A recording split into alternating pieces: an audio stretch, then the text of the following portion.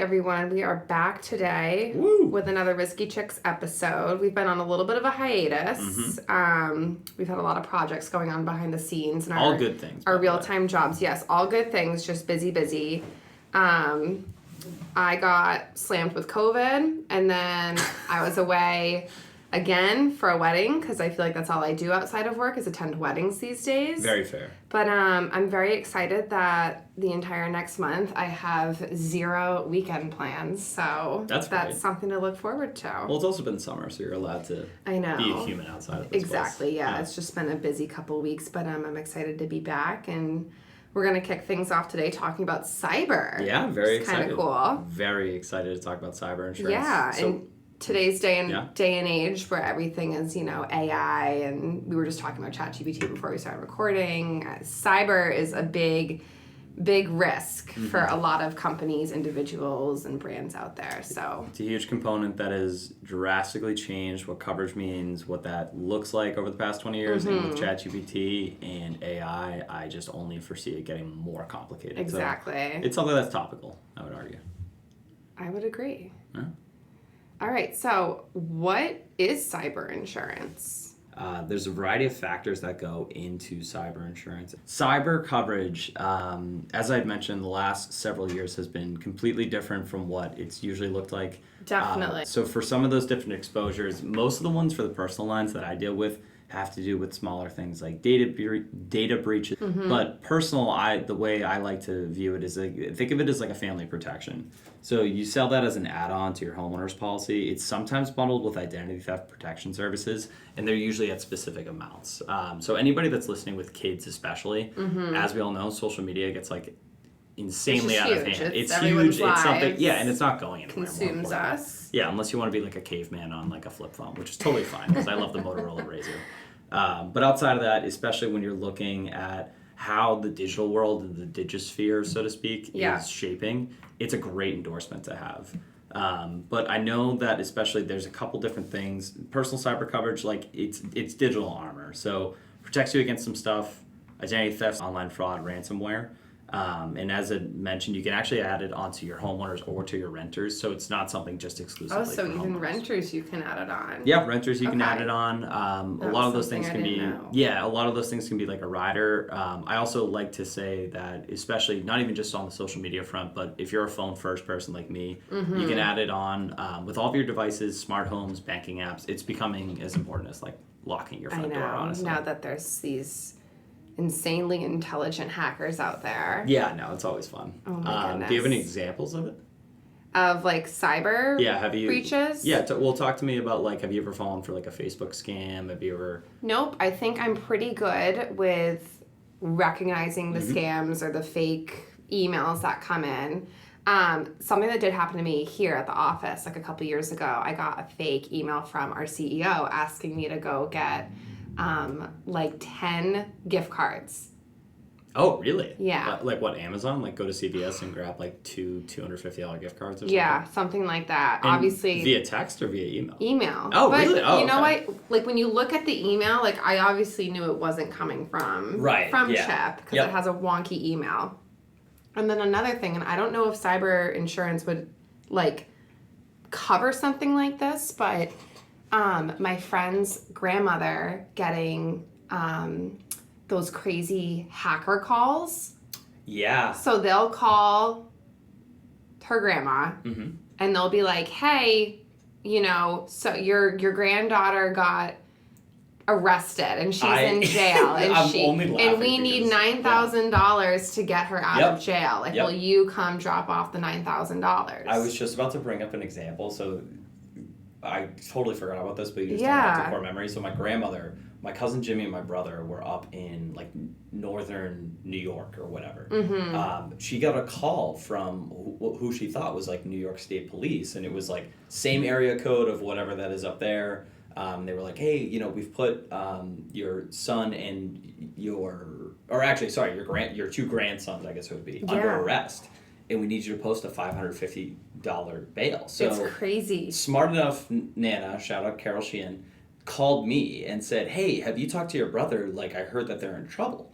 And so I was like, man, what are you talking about? Lo and behold, it ended up being a scammer. Yeah. So actually, one of the first things we did is not to any fault of hers, but she didn't have any ransomware or phishing or any like whatever verbiage of that would be, it wouldn't have been covered under her homeowner's policy. So had she posted like $1,000 for the fake bail or the $550 for the fake bail, she would not have been covered. It would have just been a legitimate scam that just goes unnoticed. Yeah. And I feel like these calls, unfortunately, they're attacking the elderly and the older generation. Yeah, it's definitely aiming for a certain demographic. Yeah, they're really like ramping up. I've heard so many stories from friends and family of stuff like this, and they were even talking about it on the news the other day where families need to come up with like a code word to say, like, to prove that this is real or this is like a scam, you know, something like that. That's interesting. I haven't seen that personally, but no, I think from like, you know, in terms of holding people hostage when it comes to information, anything of that nature. One, obviously happens to the elderly. Flip side, this happened when I was actually renting in Baltimore, but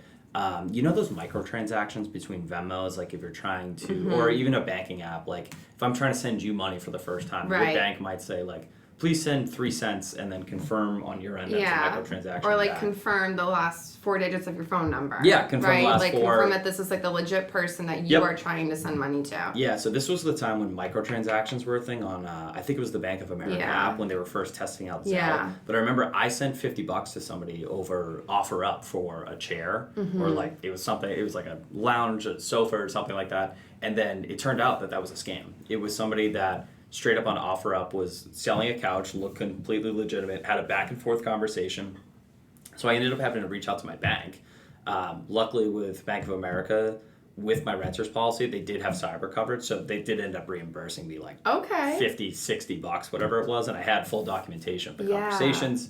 But no, it's something that like even me, who is a little bit more of a digital first person on social media, I know how the internet works now. Like I got scammed straight up. Yeah. It's scary. It's scary, and it's so silly because in the moment you're not really thinking of that. Like for me, in that moment, it's always important to take a step back and just say like, okay, am I sending this to a legitimate source? For sure. If I haven't met them in person for the most part, or haven't talked to them on the phone, even on the phone is like a little risky. But if I don't have like a legitimacy of like, this is somebody that buys and sells stuff on Facebook, or I haven't had connection on them outside the internet, it's very important to go like IRL. Like you gotta go in real person. I agree. It definitely opens up your eyes. It makes you ask those questions, right? Yeah, totally. Wow. Yeah, that one's a little scary. Yeah. But it's also really funny now. For sure. Because now I'm 30 years old and I'm like, I can't believe I got scammed on like Facebook Marketplace. I already got scammed, Yeah, that one's tough. So I feel like with the stories we just told, those definitely fall under our personal insurance of adding an endorsement to our homeowner's policy. And we can ask our agent questions of the identity theft protection services. So how does that differ from cyber? So identity theft protection, that would also fall a little bit differently than like your typical homeowner's policy. So what I mean by that, and let me just back up. For identity theft restoration, there are plenty of examples where, like, for example, when Target had that massive data breach like 5-6 years ago, where it was like, hey, just a heads up, and I think they emailed everybody with this really small paragraph that was like, sorry. But it was essentially along the lines of, 17.5 million customers had some form of their data stolen, whether it was like their phone numbers, their emails. Because you can sign up with like a credit card. You can sign up with a credit card, exactly. Yeah. So if you had like a credit card or a rewards program through Target, it could have been as small as like, now we have your email, we can do like legitimate phishing scams. Some people, because their credit card was so entrenched in their personal data, people were able to steal their identity. So if you think about it, if they have access to what your email address is, what your security questions are, what your banking information looks like, and that's all tied into, say, like the Target system. Yeah. It's very easy to steal identities. So identity theft restoration is a little bit different from like cyber coverage. It's more of like a subset of cyber coverage. And the identity theft is in your homeowner's policy. Yeah, so identity theft restoration, part of that can be covered in your homeowner's. So as I had mentioned, like identity theft restoration is huge. Online fraud reimbursement, that's what we just talked about. Data recovery, system damage. So if you also like fall victim to ransomware or some form of extortion coverage, there are plenty of times, and especially this is something that's really popular right now, I don't know if you've experienced this. I've gotten this. My brother's gotten this. My sister hasn't gotten it yet. But those texts that come in that's like, you owe $499 to Easy Pass. All the time. Every single one. Yeah. And like, legitimately, it always stops me in my tracks because I'm like, I'm not the best about refilling my Easy Pass. Or it's like, hey, like you have a package waiting to be picked up at the post the Amazon office. delivery click center. This link to confirm, Exactly. And I feel like I always send screenshots to my husband being like, is this legit? Or am I about to fall for this scam? I always feel insane. They're becoming so legit these days. It's wild. Yeah, and they are getting better at stealing, which means things are getting worse for us. Yep. But one of the big things I like to mention... Things are getting worse for us. Oh, yeah. They just a 2025 year in review. But kind of one thing I did want to mention is that there's cost ranges and kind of misconceptions about affordability. Some people think like, I'm insured up to $100,000 on my identity coverage. How much is that looking like?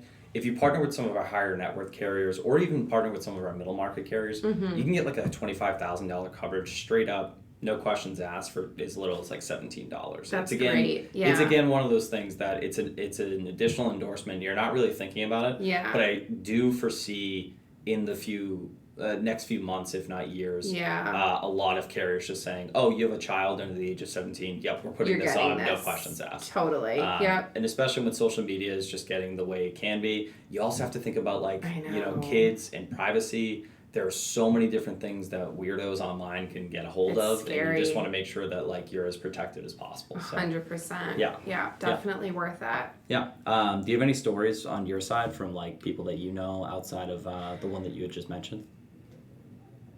I don't think so. No? Cool. That's good. Which is good. Yeah, Hopefully I don't hear any more crazy ones. Yeah, the only other one I had to share was that I saw that there was somebody, this happened in the news, but there was somebody where a couple was remodeling a new kitchen. Mm-hmm. They're going outside with contractors. They get an email invoice from what they think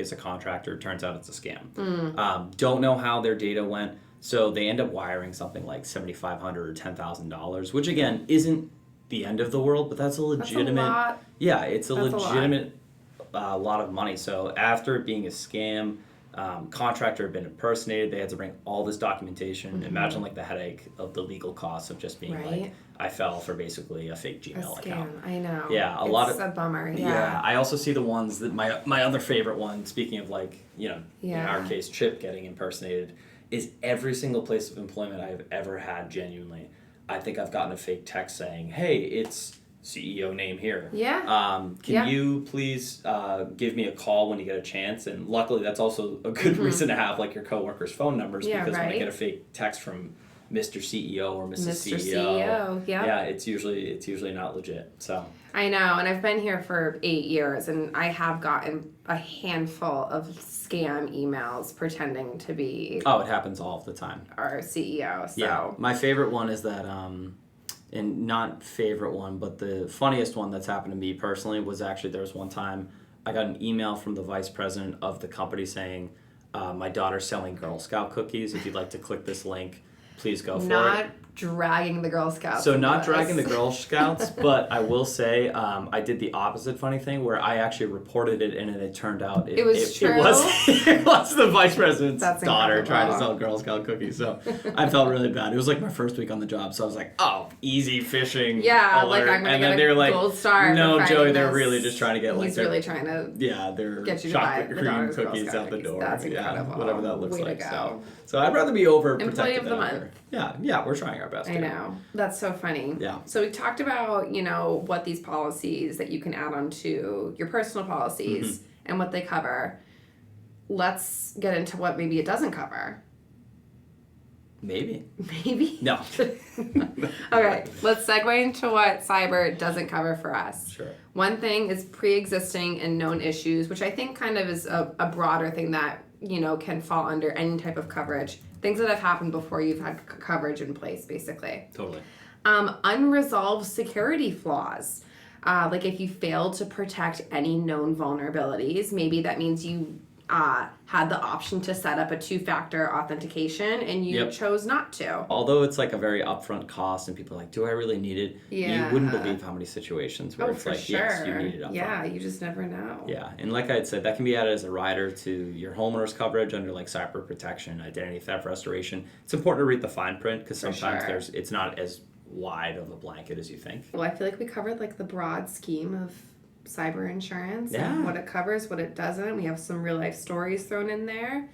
And at the end of the day, just talk to your agent. Yeah, talk to your agent. Any questions? Yeah, hit up DG on socials and you know where to find us. Yeah, just DM us if you have any questions. But all right, thanks for listening. All right.